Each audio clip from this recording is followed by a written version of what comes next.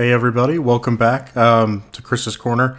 So week one is in the books, and week two is about to start here in the next hour and a half. Initially, I was going to get together with the boys. We were going to do another podcast. I don't think that's happening tonight. We were going to try to watch the Thursday night game, Vikings at Eagles tonight. Don't think that's happening. But basically, what I wanted to do is try to do a rundown of what happened last week. Just do a quick recap. And then go over these week two games and make my picks, and then obviously I can let you guys know in the next video how I'll get Jeff and Caleb's picks for this week.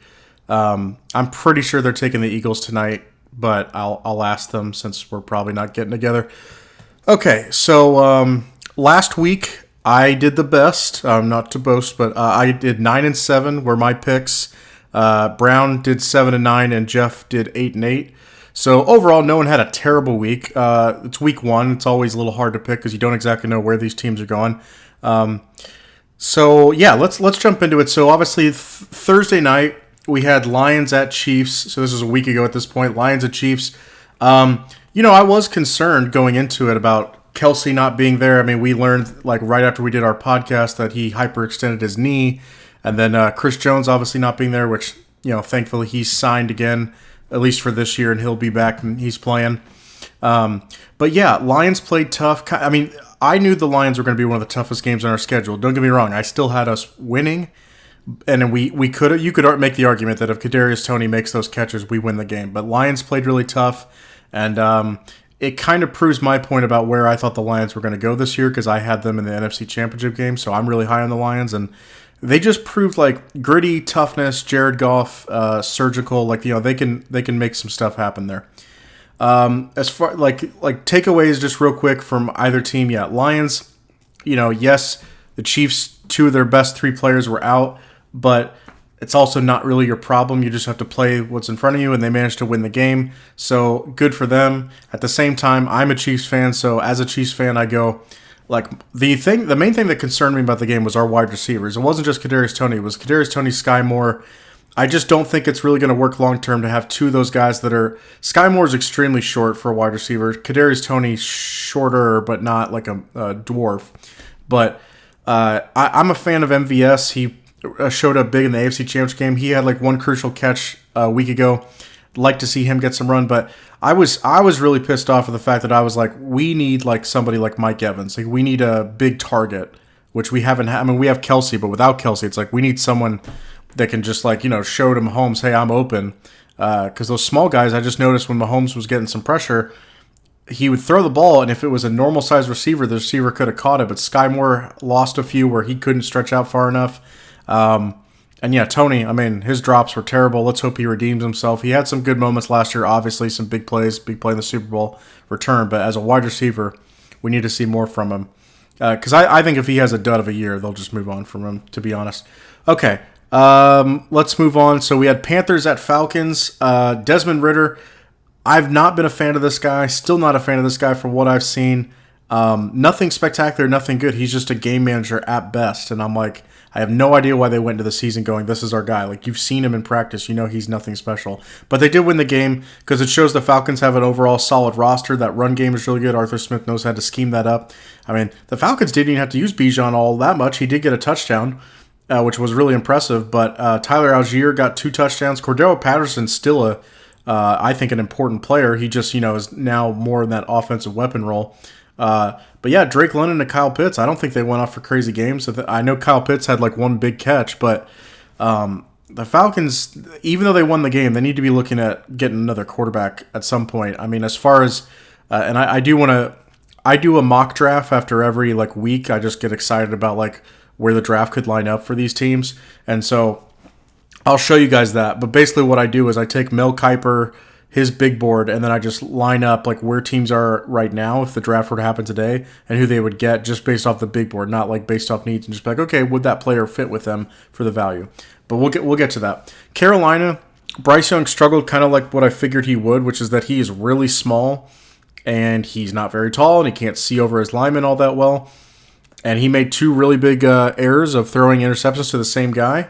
And that was basically, I mean, that was the difference in the ball game. The Falcons won by 14, and you could say that because he did score a touchdown with Hayden Hurst. He threw like a touchdown pass to the flat, and Hayden Hurst just kind of made the play. So that was his like good touchdown play. But I've always, when I think of Bryce Young, I go, I don't doubt that he's accurate. I don't doubt that he's got a really a decent arm, but he's not fast like Kyler. So the shortness, like he can't just like someone's coming around him and he just like scrambles out of the pocket and like runs for like 8 yards or picks up a first down.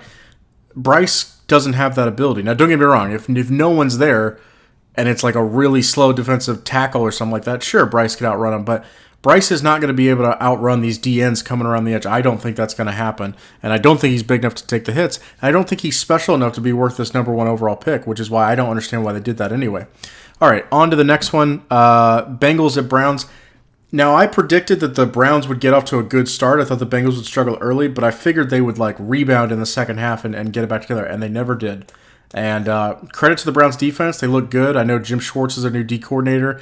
I like Jim Schwartz. I feel like everywhere he's went, he's made a positive impact on the team, whether that's head coach or D coordinator, because people forget. He was the head coach when the Lions back in like 2011 were they were off to a really good start. They made the playoffs that year, but they were good. Stafford, Calvin Johnson, and that defense was up and coming. But yeah, for the Bengals, you could chalk this up to one game, but my thing is, it's not always just one game. There are errors that need to be fixed. You didn't lose that 24-3 based off of a fluke. You just got to correct your errors. And from what I saw, that offensive line didn't look good. Orlando Brown didn't look good. So we'll see. For the Browns, you got a win that I don't think many people picked you for. So good for you on that. I know Deshaun Watson had some good moments and some bad moments, but we'll see. We'll keep going. Jaguars Colts, really fun, entertaining game. Anthony Richardson looked good. He was the one that I said had the most talent out of the 3 quarterbacks. He just is not the safest pick because of like his build and like what you would compare him to. Like if he is a different version of Cam Newton, you would say not. I don't think he has the like arm. Like there's a difference between Anthony Richardson has a cannon, but Cam Newton like. On his best moments, you would go, wow, that dude like has a great arm, but he also can throw it accurately. Now, Cam, he struggled with accuracy throughout his career, but like his 2011 season, you were like, wow, this kid's going to be great. And obviously he had an MVP season, went to the Super Bowl. So, but I was encouraged by what I saw from Anthony Richardson. The Colts showed a lot of fight, which is good. The Jaguars, they ended up winning the game like most people thought. But it was a slugfest for, I would say, all but like the last 6 minutes of the game. Then the Jaguars started to pull away. But Jags look like a really formidable team again this year. I had them barely missing the playoffs just because I think the AFC is so tough. But we'll get to the team I picked to win the AFC South, but they're not looking too great, I guess. Buccaneers at Vikings. Now, we all picked the Vikings, me, Jeff, Caleb, but Bucs won, and I did say that I had the Bucs winning the division in the NFC South because I thought I liked Baker, and I liked that Bucs roster more than I liked everybody else, even more than Derek Carr and the Saints. And even though I got the pick wrong, I was pleasantly surprised. I was like, good. Like, hopefully people give Baker, like, stop giving him so much crap and ease off him because he looked good last year when he was on the Rams. He just looked terrible, on the Panthers. I don't think Matt Rule is an NFL coach. So, like, I think that's part of it, that he wasn't getting a whole lot of assistance with that. And Carolina didn't really have a whole lot to offer. I mean, he had C-Mac for a little bit, and then C-Mac gets traded. And yeah, I don't think Carolina's that great of a. I mean, they finished with I think they were the 9th. They were at 9th with the draft order, and then they traded up to number 1. But Carolina was not a great team.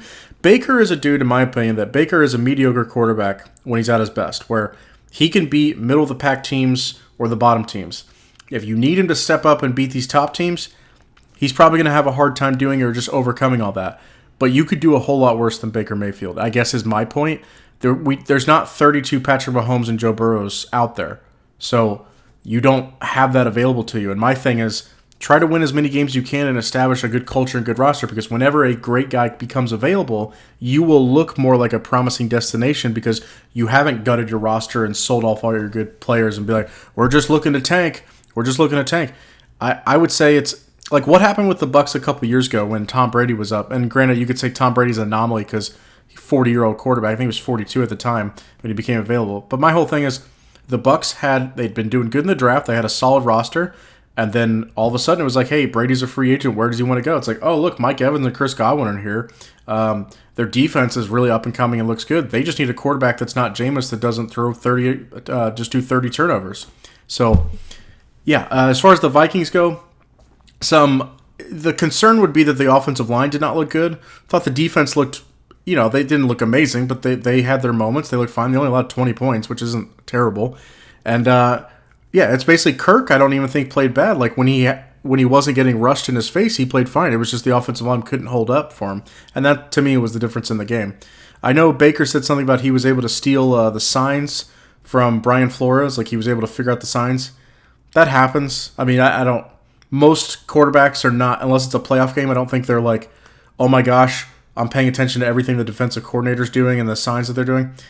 I mean, I don't know. My thing is like most coaches, they're either up in the box or they're covering their, they got their sheet and they're covering their mouth so no one can make out what they're saying. I mean, that's the reason why they do that. So, surprised Brian Flores made that mistake. I also just want to say real quick, since I don't talk about Brian Flores very much, he made that whole stink about how like the Dolphins screwed him over, all that kind of stuff, and everyone was like, can't believe they would fire Brian Flores. What a great coach he was. I'm not saying he was a terrible coach. He was starting to turn things around, but clearly they made the right decision with Mike McDaniel because of what the Dolphins have become, which is now, I'm not saying they're a top contender, but I'm just saying they are in the mix as far as like, could be ranked top team in the NFL, at least in the regular season. We'll see how the playoffs turn out, if they can get there again and if Tua is healthy. But improvement with Mike McDaniel. And I wasn't high on Mike McDaniel when he got hired. I was like, who's this scrawny, nerdy-looking guy? I was like, just another X's and O's guy that has no leadership abilities. But I think that's actually what makes Mike... I'm talking about the Dolphins. I'll pause that and I'll get back around to it. But anyway, yeah, that's it for that Vikings-Bucks game. Happy for Baker. Happy that people maybe realize the Bucks are better than what they were given credit for.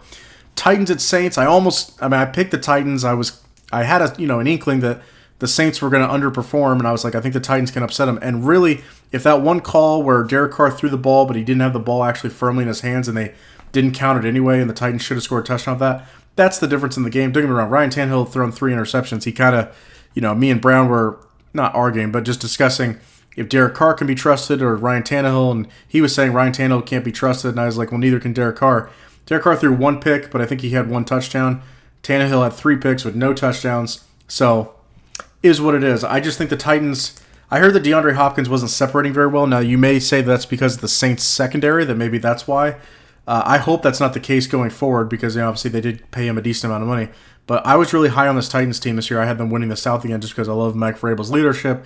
And I thought the team, since I like their draft, I thought they'd be a tough, resilient team that Ryan Tannehill just basically game manages, Derrick Henry rushes, and that's how they get their wins with like solid defense. But we'll see. I mean, they are in the AFC South, so they'll have their opportunities. For the Saints, you look, good enough to win. I wouldn't say you look terrible, but it just, that offense was not humming the way that people thought that it would be humming. And maybe you could give credit to the Titans, but we'll see.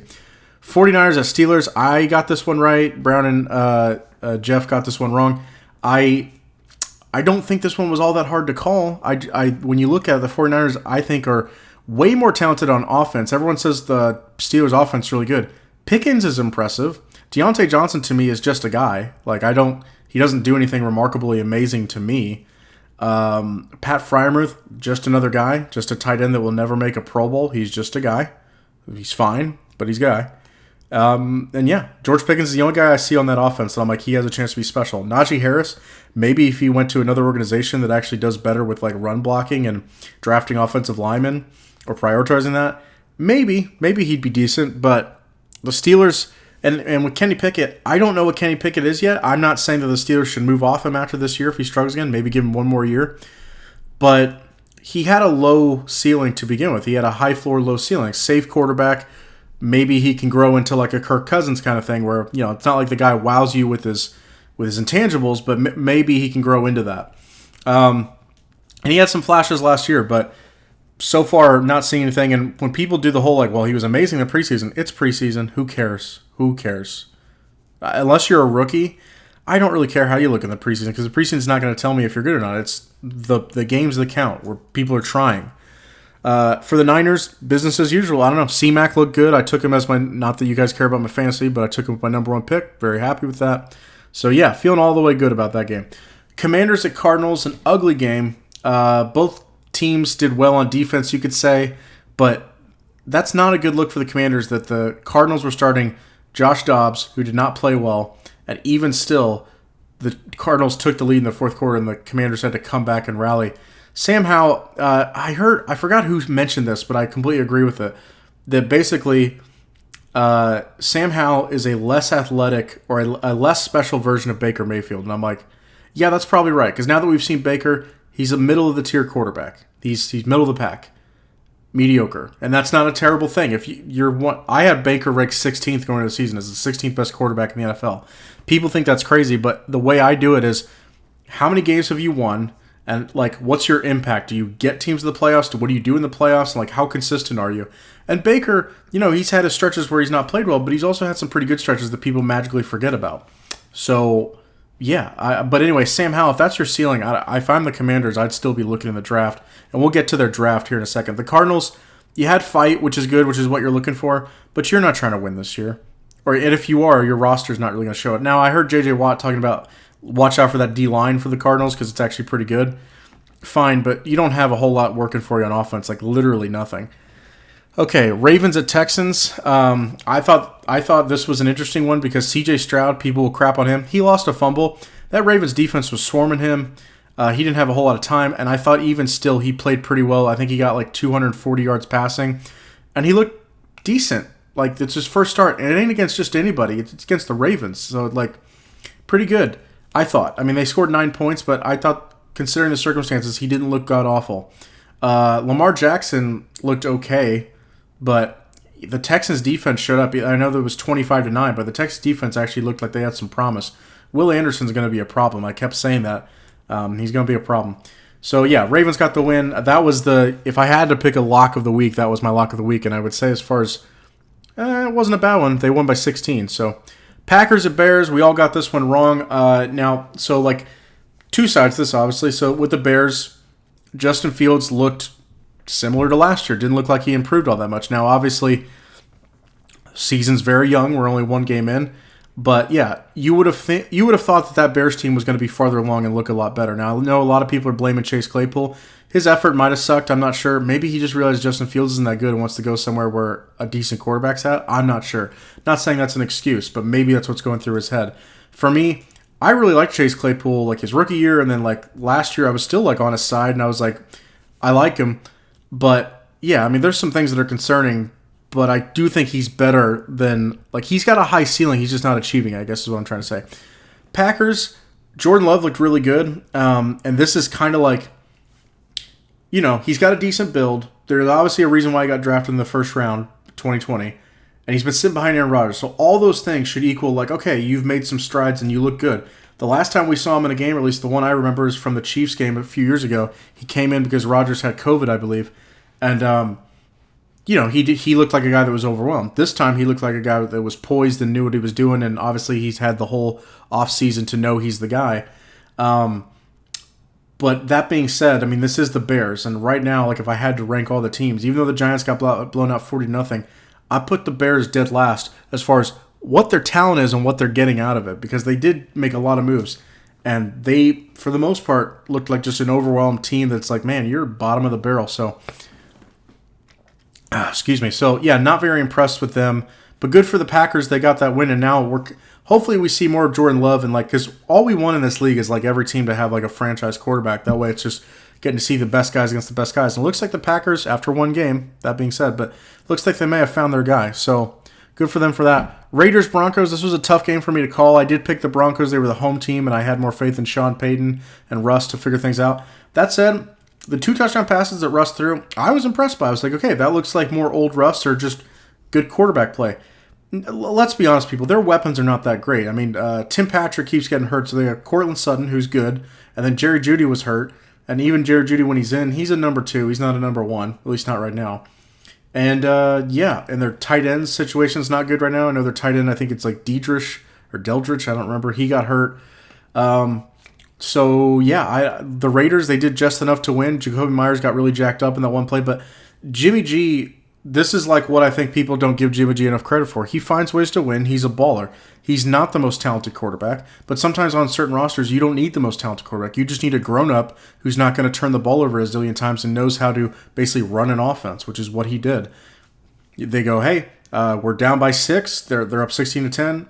Can you drive us down the field and get a touchdown? Jimmy G said, no problem. Then they got the ball back, and it was like, okay, we need to run out the clock to win this game. Jimmy G said, I can do this. And he ran for that crucial first down, which won him the game. So I told everybody this year, my buddies, Jeff and Caleb, they thought I was crazy. The Broncos pick making the playoffs right now, I guess to them would say it looks crazy because they only got 16 points. But I had the Raiders making the playoffs, I think getting 11 wins.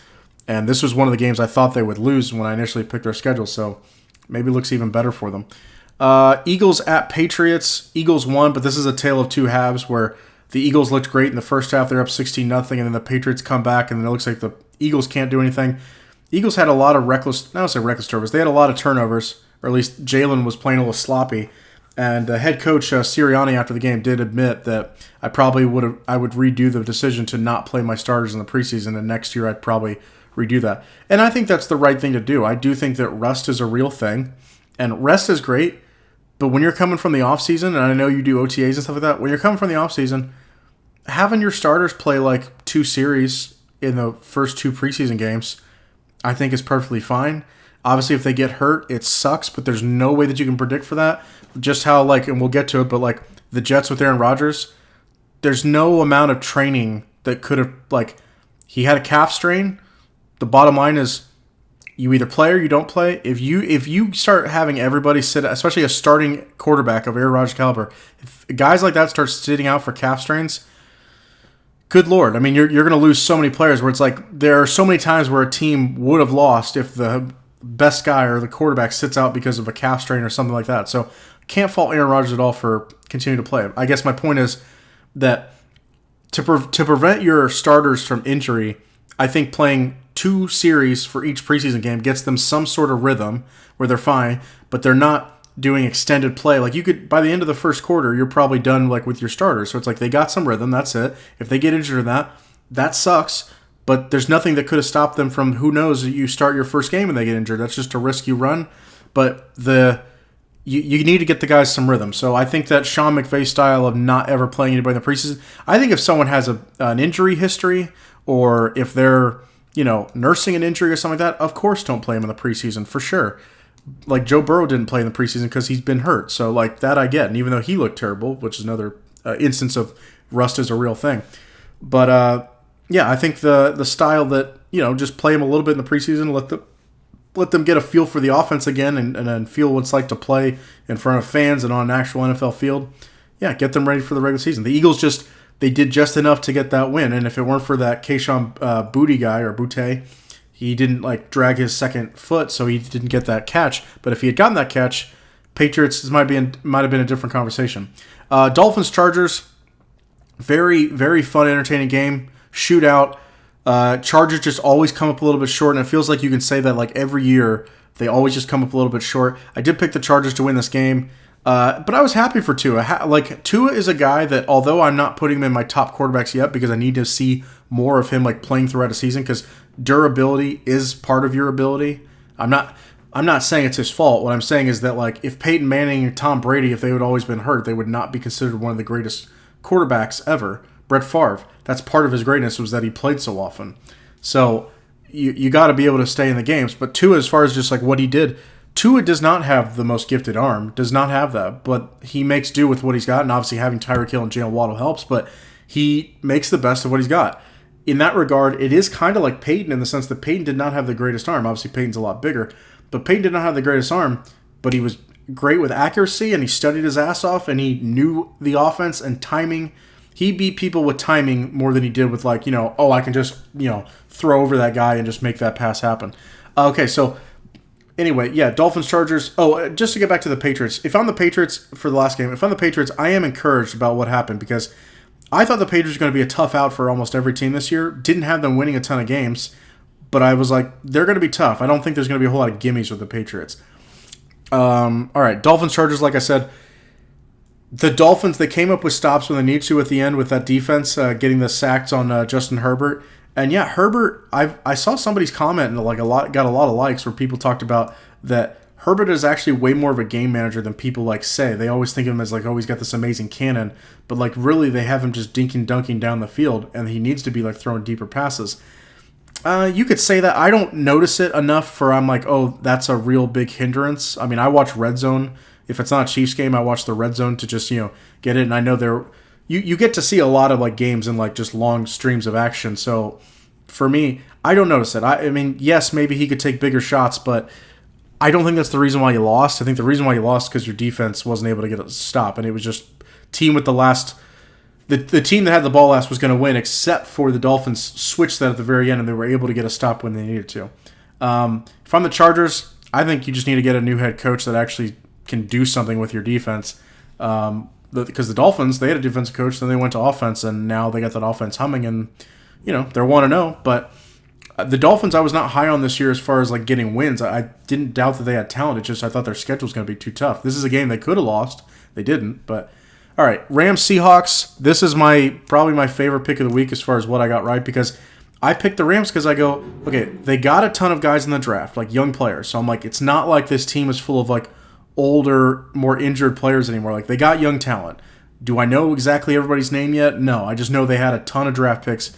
Maybe not first rounders, but they got like second, third round picks and just tried to replenish the roster. And like I said if you take Matthew Stafford, Sean McVay. And if he's got protection, which their top pick was Steve Avila, I think is his name, from TCU, guard. I'm like, so they did address the offensive line. If Stafford can be protected, I'm not saying he can make it work with just about anybody. Like, can't get me out there and think that he's going to be able to throw past me because I'm not going to be athletic enough. But, like, in general, he's the level of quarterback where he can elevate other guys and make them better. The dude's got a cannon. He can be extremely accurate. People just notice that, like, oh, Stafford throws picks. And it's like, well, did you notice, like, is he getting pressured in throwing picks? That's different than just throwing picks when you have protection. And if Stafford last year, his offensive line was not good, could not hold up for him, yeah, at a certain point, Stafford's like, I'm tired of taking sack after sack after sack. Yeah, I'm just going to throw it up sometimes and give my guy a shot. Didn't work out. But Stafford has proven that he's a really good. I have him as a top 5 quarterback. I think I have him number 4 for me. People think that's crazy. I don't care. I'd rather have, like, Stafford and, like, Josh Allen. I'd rather have Matthew Stafford. That's me. I'm not saying like forever because Stafford's older, but I'm saying if you're trying to win a Super Bowl this year, I'd rather have Matthew Stafford, but people think that's crazy. Seahawks, on the other hand, let's look at them. Geno kind of fell back down to earth. I think Chris Broussard on First Things First maybe had mentioned this, or maybe I saw it from someone else, that in like the first 11 games of the season last year, Geno was great, and then like the last 6 seemed like people were starting to figure him out a little bit, or his numbers went down. I think the way that Geno can spin the ball, I think he's a good quarterback. Like, you give Geno, you go, okay, snap the ball. It's like, look for DK Metcalf on that left side. He's single covered. Like, throw him a ball that's catchable. Geno can do that because he's got really good touch and can throw a great spiral. I'm concerned with Geno as the rest of quarterback playing as far as like, okay, first read's not open, second read, like, what do you do? And I just think Geno, sometimes it's like his quarterbacking ability it's not that it's bad. I have him, he's not a bottom 10 quarterback to me, but he's not in the elite for me. I would need to see more. And like I said, I'm rooting for Geno. Hope everything works out for him. But against the Rams, I'm probably not. And I got that pick right, and I'm happy for it. Real quick, hold on. So the Seahawks, their starting 2 tackles got hurt. Charles Cross, I think it's like a minor injury where he may be able to come back like this week or maybe in the next week. The other guy, I forgot what his last name is, so Lucas, I believe, their right tackle, he got hurt, and I think he's on IR. I think he has to set out a couple games. So I think the Seahawks were looking at John Peters, former Eagle, and then he played on the Cowboys last year. They're looking at him. I don't know if they officially signed him or not, but the Seahawks, I just, people act like they like won like 12 games last year. They went like 9-8, so they were not this dominant team, and honestly, I because of a tiebreaker, they went to the playoffs instead of like, the Lions. So that kind of sucked. But yeah, I don't think they're a world beater. They did do good in the draft. They should get Witherspoon, that corner that they picked at number 5. They should get him back this week, I think. So should make them better, but they're still going up against a tough test, but we'll get to that. Okay, and then we got the Sunday night game was Cowboys at Giants. and the Cowboys romped them 40-0. I picked the Cowboys. Brown picked the Giants. Not trying to bash it because we all, we got picks wrong. I got 7 picks wrong, so but that was bad. I sent Brown a text and I said, like, how about those Giants? And he just did the Homer Simpson, like, just like fading into the grass, just like disappearing. Yeah, man. I mean, the Giants look terrible, and part of it's weather, part of it's momentum that the Cowboys got off to an early lead. The Giants couldn't do anything right, but the main thing to me was I just kept noticing that Evan Neal, the right tackle of the Giants, and I don't dislike the guy, but he just was getting picked on. The Cowboys kept doing, like, if the guy that was over there initially that was rushing couldn't beat him, if the Giants were helping, then they would just start doing stunts over there, and then Evan Neal was getting beat all the time. So, and eventually the rest of the Giants O-line, I just think, just couldn't hold up over time. That Cowboys front is crazy, but yeah, that's just crazy mismatch. That was in New York, so it's like now the Cowboys are like, cool, if that one's out of the way, now we get you back in Dallas, sweet. But like, I'm not a Cowboys fan, but I've heard some Cowboys fans, like Skip Bayless, I think, has said that he thinks the Cowboys play better on the road than they do in Jerry World because teams get hyped up to play in that stadium. I don't know if that's true. Like I said, I don't watch enough Cowboys games clearly, definitively to know that, but they look good. They look great. I mean, I still didn't have them even making to the NFC Championship game this year just because I thought it was going to be a little too tough. But if Dak cannot screw it up, the defense is ready to play. It's just I don't know if they have enough firepower on offense anymore since they traded Amari Cooper a year ago. I just don't know if I like all the pieces. CeeDee Lamb's good, and obviously Tony Pollard, if he's healthy, he's a good running back. But we'll see. For the Giants, you just got to watch this. So I didn't have them making the playoffs. I had them just falling a little short, but you just got to watch this one off and just on to the next one. You face Arizona, so if you can't win that, you got real problems. Okay, lastly, the Monday night game, Bills at Jets. Tragic. It's so sad. I mean, I was watching the Monday night game, was super, stoked. Aaron Rodgers comes out, the American flag running out there September 11th. I mean, normally, and I'm a vet, so, I do respect the national anthem, obviously. It means something special to me. But I won't lie either that a lot of times when football games show it, I don't sit there and put my hand on my heart normally because I'm not there at the event. I might be walking around doing something or whatever. Or I'll try to stay attentive, but sometimes I don't. But for this one, I was like, yeah, that's a really powerful moment. That made me feel like, America, we're united. At least for this night, we're united. And that was cool. And it's just so sad that Aaron goes down 4 plays into his Jets career. That offensive line, I had the Jets making the AFC Championship game with Rodgers, and it's just sad that a lot of people were saying, but that offensive line's suspect, and they were. And people can be like, well, it was the turf or whatever. Look, I think grass is better, and I don't think the turf that they're playing on helps, but really it was Dwayne Brown got beat, and he tried to do a chop block, and then it didn't work, and then Leonard Floyd got Rodgers, and then Rodgers was trying to, basically stay upright, and he, it popped. His Achilles popped. So, sad, tragic. Jets still managed to win the game, which, I was happy about because I got that pick right, and on top of that, just a good story for them. I'm not a Bills guy. My brother-in-law is a Bills fan. He's not obnoxious about it. It's just that I'm just not I like Josh Allen's talent, but it's every time the media does this where they get a new up-and-coming quarterback and then they just all jump on it, and then people start to make storylines that basically aren't proven yet. Like people going, I'd take Josh Allen over Mahomes. It's like, why? I mean, that can be your opinion. If you're a Bills fan, you say that, that's one thing. But if you're just a NFL fan and you honestly look at Mahomes, look at Allen, you say you'd rather have Allen. Well, if you look at last night's game, Mahomes doesn't have a whole lot of I turn the ball over 4 times in a game and only get you 1 touchdown. I think the most I've ever seen Mahomes have is maybe 3 in a game. And a lot of times he's still putting up some sort of points for you. So, people make the claim that, because Zach Wilson was in there, it's Josh Allen should have just, been more conservative. I mean, I get what he was doing, but he does this quite a lot, and that's why, I don't have him as a top 5 quarterback. I have him at 6, and, that's still pretty high, but Josh Allen's got some things he's got to work on, and I don't think the Bills are this, Super Bowl contender the way everyone thinks. They're a strong team. I have no doubt they'll probably be in the divisional round again, but just they got to figure some stuff out, and they're starting to just lose more and more pieces as guys get older because their window, it's not that it's completely running out. If you have Josh Allen, you're going to have a shot. It's just that your roster that you had for this window looks like it's closing, and then now you got to retool your roster. Kind of I'm not saying the Rams have gotten there yet, but what the Rams are trying to do is basically go, okay, that our old roster that we won with, those guys are pretty much all gone except for Aaron Donald, Cooper Kupp, and now we got to find a new roster to try to make this work with Stafford. So, that's kind of the Bills side of it. The Jets side, just really happy that they got the win, but it sucks. The silver lining is, Rodgers said that he'll be back. He doesn't want to end it. Like he goes, I will rise yet again. So that's good to hear that he's not giving up. If you're a Jets fan watching this or you're rooting for Rodgers, other people have made this point, and I completely agree with that. If his right Achilles would have been torn, that would have been a bigger problem because that's his plant foot because he is right. He's right-handed. So when he throws, he puts his left foot out and pushes off with his right. But because it was his left foot, he's probably not going to be. It's not that it doesn't hinder him at all. Like, I'm sure there's going to be some pain when he comes back next year and tries to play. There'll be a little bit of pain. But from what I've heard, this is not going to, as long as he can get back to fully healthy, because the McAfee show, they brought on a doctor that was the Chargers doctor for like 17 years. Smart guy, obviously, like, has done pretty much every kind of surgery that you would think of for players. And he said, like, a quarterback with an Achilles, it's going to be tough.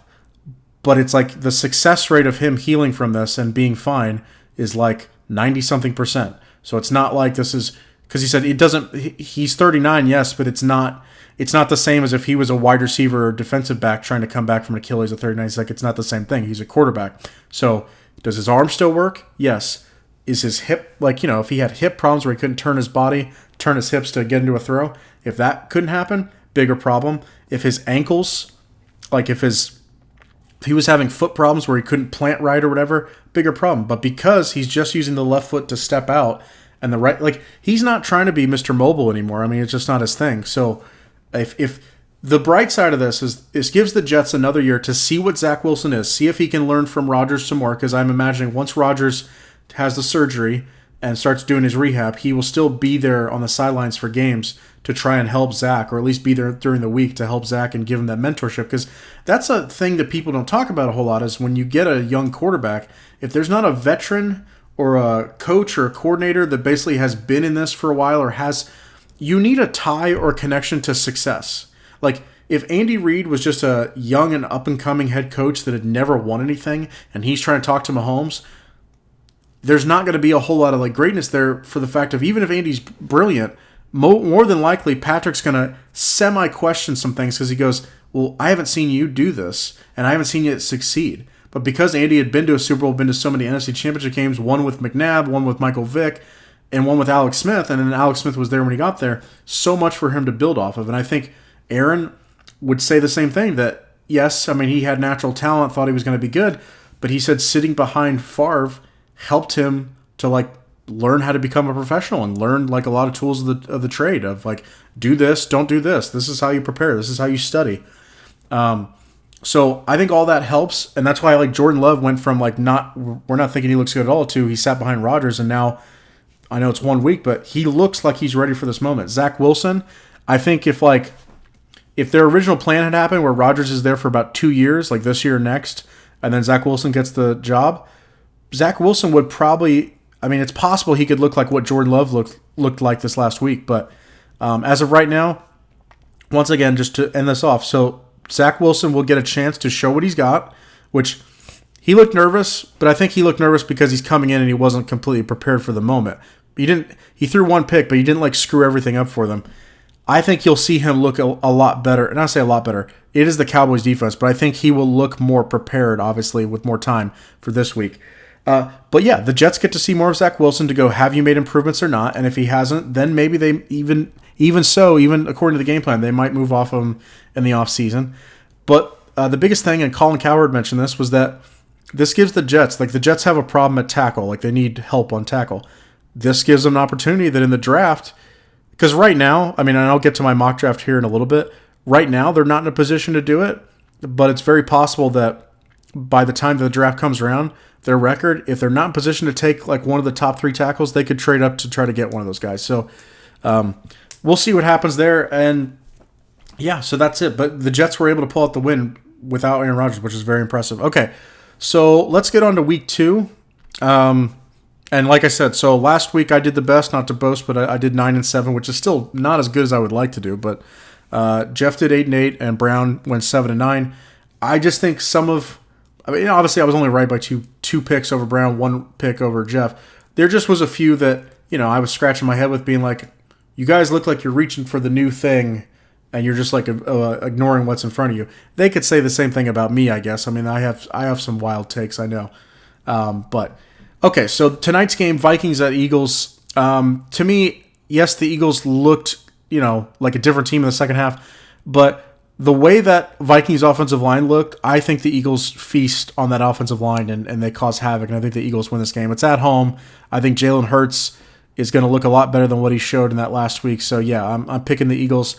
Do I think this is close? I think this could end up being maybe a one-score game. Maybe a touchdown. Eagles win I don't know, 24-17, maybe higher than that, 31-24, something like that. Okay, let's get on to the noon games. So Chiefs-Jaguars. I'm picking the Chiefs. It's in Jacksonville. Kelsey should be back. I mean, they haven't officially said that, but he should be back. He looked like he was having a good time in practice when Chris Jones returned, so I think he'll be back. Chris Jones is back. And even though people will be like, well, I kept hearing some people say our defensive line looked good without Chris Jones. We don't need him, which I think is a ridiculous take because when a great player is not there, you don't know what you don't know. Like in the sense of, there are so many plays where the Lions were able to get something productive, and we don't know, even though we only allowed 14 points of offense, we don't know if Chris Jones would have made a difference there. He probably would have. He probably would have had more pressures in Jared Goff's face, possibly would have gotten some sacks, maybe a strip fumble. Maybe could have put his big mitts up and caused an interception. You never know with this stuff. So to just say we only allowed 14 points, our defensive line's good, it means they weren't terrible without him, but that doesn't mean that we don't need him and we should move on without him. That just doesn't make any sense to me. I don't know. That's like if Mahomes sat out and then we were still able to win 10 games. We're like, hey, we won 10 games without Mahomes. We don't need to pay that guy. It's like, if that's your goal to win 10 games, sure. And for us, it's like, is it your goal to only allow 14 points on defense, or is it your goal to impact a game and win it? Because if your goal is to win, Chris Jones possibly could have made that difference. Anyway, Jaguars, good parts of last week, bad parts of last week. They still look like a formidable team, but I'll take the Chiefs. Chiefs are 3.5-point favorites on the road, but I'll take the Chiefs. And by the way, the spread for the Eagles-Vikings, Eagles are favored by 6. I think they cover that. But anyway, Chiefs-Jaguars, I think it'll be a close game, but I think the Lions were a tougher test just from the talent that they have on that roster. The Jags have talent, but I think the Lions' defense is better than what the Jags have, and I know people think it's controversial, but yeah, I would take the Lions defense. Aiden Hutchinson's just a game wrecker. I think the Jags are going to end up regretting the fact that they took Travon Walker over Aiden Hutchinson. Packers-Falcons. Falcons are favored by 1.5 at home. So normally the home team is favored by about 3, and that's kind of considered like a neutral, it's an even spread. So the fact that the Falcons are a 1.5-point favorites kind of tells you that people are more thinking the Packers, but they give only because the Falcons are at home, they give them that very slight thing. I'm actually going to take the Falcons here. Even though Jordan Love looked great and Desmond Ridder looks just like a game manager, I think I like the Falcons' roster talent and that they're at home, but their defense, Jesse Bates was the guy that got the interceptions off of Bryce Young. I just think the Falcons got a lot going for them. They're at home. They got a good running game. And that defense, people aren't talking about, but the Falcons' defense has actually made a lot of improvements, and I think that Jordan Love is going to look a lot worse in this game than he did in the last one. And also, you're not going against the Bears, you're going against the Falcons defense, which people, like I said, they haven't got to see this Falcons defense, I don't think, of what they're capable of. Their secondary looks good, and then they added Calais Campbell. They got some playmakers there. As far as offensively, I mean, I think the Falcons rely on their defense and hold the Packers to, within 17 to 20 points. I think you can put up enough points out with the Falcons offense. It's just Desmond Ridder, they just need an upgrade. And like I said, unless he might end up proving me wrong, but as of right now, I think you got to, Jordan Love, he looks like he's on a trajectory. I mean, it's one game, but he looks like he's got the potential to be good, really good in this league. So for me, it's you got to get this win while you can, because if Jordan Love gets more reps, and let's say they've played in week 10, you might not be able to beat him. So you got to beat him now while you can, while he's still young and figuring everything out and looking at new defenses or whatever. Raiders at Bills. The Raiders are 8-point underdogs. The Bills are going to be pissed. They're going to be pissed that they lost that game. And even though I think the Raiders are going to be a tough... I think this is actually going to be a really close game. So I think the Raiders cover that spread. But I think this is a field goal game, because I think the Raiders can play them tough, and Josh Allen might have some more turnovers in him. So look out for that. But I do think the Bills are going to be pissed off, and they're going to be like, we're going to take this game. So I'll take the Bills in that one. Ravens at Bengals. So Bengals are at home, 3-point favorites. So like I said, this is basically like the standard. Both of these teams are fairly even, but the Bengals are at home. Give them the 3-point nod. I'll take the Bengals here. I don't think Joe Burrow gives that performance twice, at least not back-to-back. I don't think he's going to look that bad again. Even though the Ravens defense looked really good, they were going up against Houston, and this is not Houston anymore. So, because the Texans don't really have a whole lot of receivers that you're scared of. You're scared of T. Higgins and Jamar Chase. So, yeah, I'll take the Bengals. And Joe Burrow's done pretty well against the Ravens in his career. Seahawks at Lions. Lions are 4.5-point favorites. I'm going to take the Lions. They're at home. The Seahawks looked vulnerable last week. Their tackles might be out. Aiden Hutchinson might be able to have a really good day, which allows the secondary to possibly, like C.J. Gardner-Johnson, to maybe get something in there. So, yeah, if I had to pick one, like who am I trusting more? I trust Jared Goff more than I trust Geno Smith. And I think a few months ago people would have said you're crazy. I don't get the hate for Jared Goff. He's not, people have brought this up. You give him a lot of quarterbacks, if you give them protection, they'll play really well. But the difference is some quarterbacks can play elite if you give them protection. Jared Goff, Matthew Stafford, Geno Smith, even if you give him protection, he had, like last year, he was really good, deserved to make the Pro Bowl. I don't know if I'd call him elite, but should be a fun game, though. But yeah, Lions 4.5. I think they can cover that. Chargers at Titans. Okay. Wheel. Upset pick, because the Chargers are favored by 3 and they're on the road. It's in Tennessee. I'm going to take the Titans. I know Tannehill played like crap. I know he threw 3 interceptions, but the Chargers, I know it's the Dolphins, but the Chargers allowed 36 points, and I think the Titans can put up, I'm not saying they put up 36, but I think that offense or that defense of the Chargers can be had, and I think you can run on them, and I think Ryan Tannehill can have a better day than what he had against the Saints, because the Chargers defense is not the Saints defense. And yeah, home underdog, I'm just always a little suspicious. I'm like, okay, is it possible the Titans can win this? Yeah, I think it's very possible. That you tell me you can't picture like Derrick Henry having like one of those like, well, Scott Hansen from the Red Zone just goes like, well, it's 7 minutes left to go in the first half. Derrick Henry's just scored his second rushing touchdown of the day. Ryan Tannehill did some play action for like, a 20-something yard touchdown. Very possible. This Chargers team, like the offense is great, but I think anybody can be had. And yeah, I'll take the Titans. I do like the Titans this year. Like I said, if Ryan Tannehill doesn't throw 3 interceptions, then they win that game with the Saints. If he just throws 2, they win that game. So yeah. Bears at Buccaneers. So if I had to, because Brown was telling us last week to do like a lock of the week or whatever, this would be my lock of the week. I'm picking the Bucs. The Bears, I don't have a whole lot of faith right now with what I'm seeing. I don't. Seeing Chase Claypool be lifeless, because they do have weapons and they're not really doing a whole lot with them. And then their defense looks like can anybody name anybody on that Bears defense? I can't right now, but maybe somebody else can. But I don't know anybody that's on that defense. So Baker's got more experience. It's Tampa Bay's favored by 2.5 at home, which I guess to me is telling me that people think this game's going to be really close and feisty. I'll take the Bucs. Yeah, I just like. It's not even that they won week 1. It's that I, in general, think the Bucs have way more talent on defense than on offense. Okay, you got DJ Moore and Chase Claypool if you're the Bears. Well, the Bucs have Mike Evans and Chris Godwin. They just have I'm not saying Baker's got more upside and more overall talent than Justin Fields, but I think he knows how to play the quarterback position better as of right now than Justin Fields does. Okay, Colts at Texans. This is the last noon game.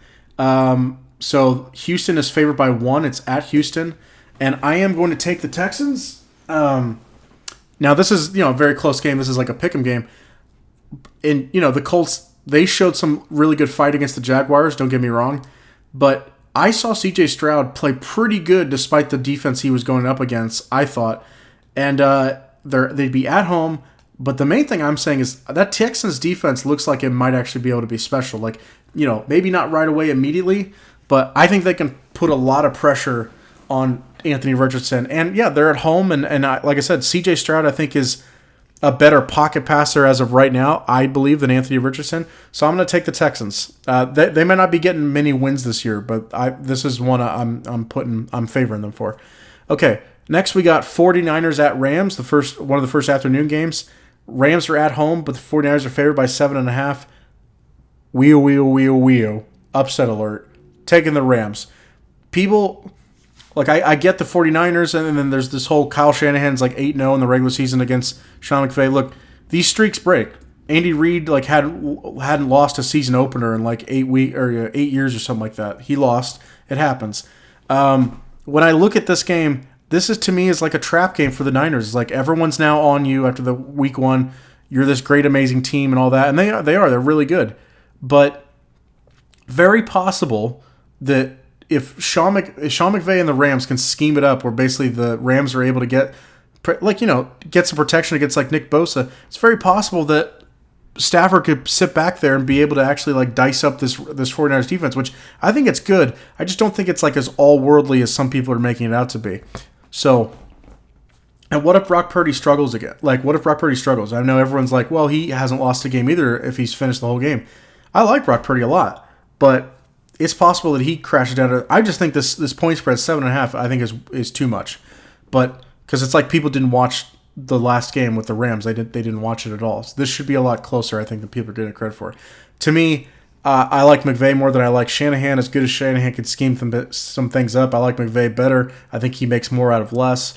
And then, yeah, I like Stafford more than Brock Purdy. And the way he was utilizing those weapons the last week, and Seattle's no scrub. He looked good, so yeah. Okay, then we got Giants-Cardinals. I got to check my battery real quick. Giants-Cardinals. I'm going to take, there, let me plug this in. Okay. Scooch that on over. Giants-Cardinals. Giants are favored by 4. Giants are favored by 4. It's at Arizona. Regardless, I don't really care. I'll take the Giants. Now, this is like a big red flag. Giants lose this game, you're in major trouble, but you should be able to handle the Cardinals. You made the playoffs last year and won a playoff game. You should be able to do it. If Daniel Jones struggles again in this game, yeah, gonna be rough in New York City. Okay, Jets at Cowboys. Obviously, if Aaron Rodgers had stayed healthy, I was pretty much picking the Jets in almost all their games because I was like, with how good their defense is with Aaron Rodgers, I was like, yeah, they'd be favored in almost every game. It just sucks that now this is a game where I got to flip my pick. I'll take the Cowboys. They're at home. They're 9.5-point favorites.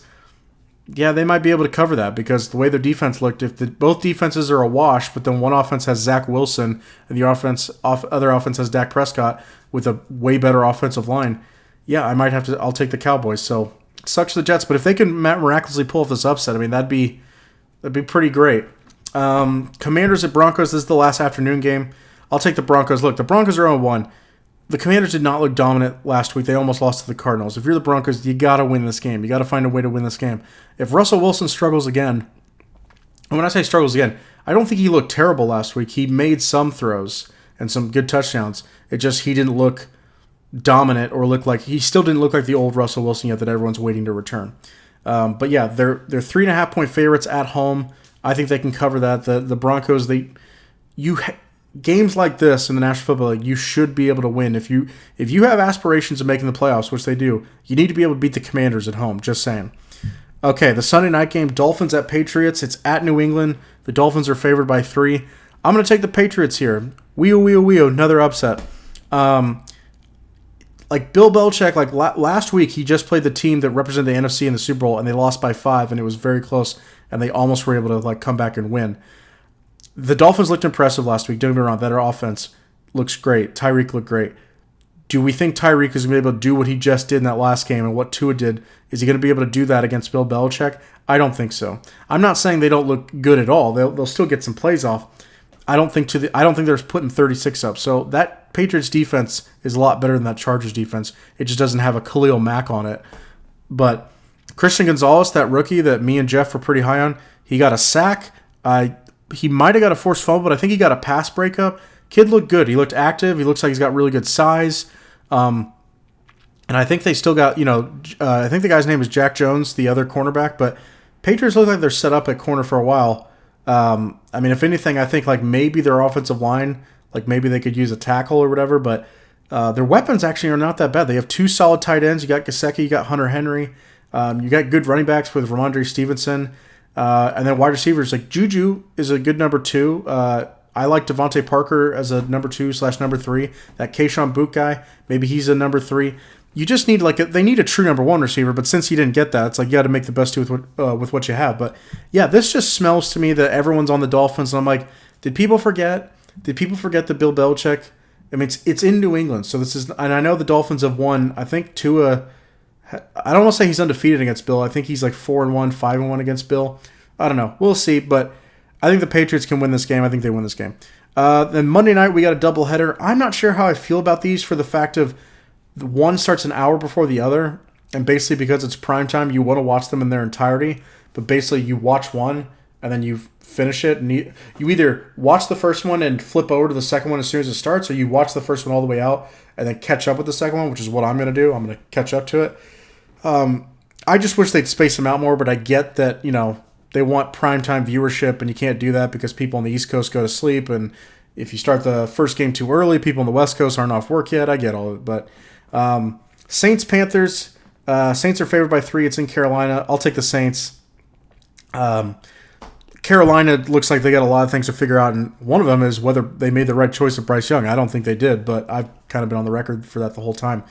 Still hope this is an interesting game, and like I said, with any of these picks, maybe not any of them, but most of these picks, if I'm doubting a quarterback, I'm like, I'd love for you to prove me wrong. That'd be cool, but we'll see. And then the last game is Browns at Steelers. It's in Pittsburgh. Browns are favored by 2.5.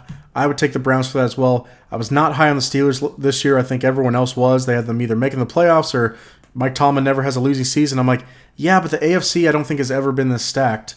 And I just don't see it. I had them getting 3 wins this year.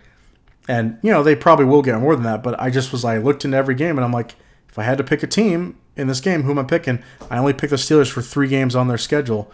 So, Browns, their defense looks better than Pittsburgh's from what I saw. Deshaun Watson, now, he had some bad plays last week, but he also made some good plays. Just think the Browns, Amari Cooper, and Nick Chubb, I just think they got more going from the Steelers do, and I know people think that's blasphemous, but yeah. So I'll take the Browns. So anyway, my picks, just to recap, got Eagles over Vikings tonight, which, like I said, that starts in the next hour. Chiefs over the Jags. The Falcons over the Packers. Bills over the Raiders. Bengals over the Ravens. Lions over the Seahawks. Titans over the Chargers. Bucks over the Bears. Texans over the Colts. Rams over the Niners. Giants over the Cardinals. Cowboys over the Jets. Broncos over the Commanders. Patriots over the Dolphins. Saints over Panthers. Browns over Steelers. I took a lot of home teams that were underdogs. I just, in general, you got to be wary of that. It's a lot of times people just go like, oh, well, this team won last week. They're guaranteed to win the next week. Doesn't always work that way. But anyway, that's been it for me. I will, at least on the next week, if I'm not able to get together with the boys, I'll at least let you know what their picks were. That way we can figure it out. But yeah, hope you enjoyed, and I'll be coming back to you every week. I want to do this consistently. But yeah, enjoy football. Happy it's back.